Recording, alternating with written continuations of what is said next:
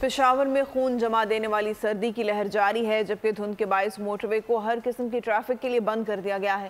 پشاور سے بول نیوز کے نمائندے نواب شیر ہمارے ساتھ ہیں، ان سے جانتے ہیں۔ بتائیے گا نواب شیر، کیا صورتحال ہے؟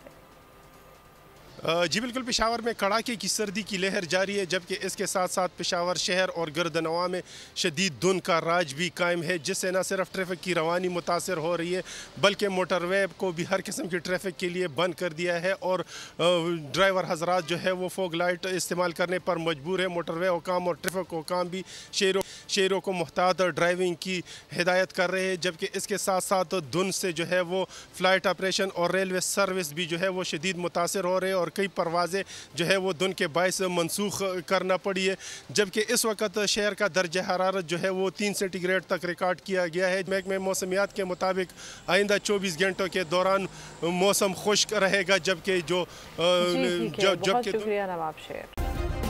سبسکرائب کریں اور بیل دبائیں تاکہ کوئی خبر رہ نہ جائے۔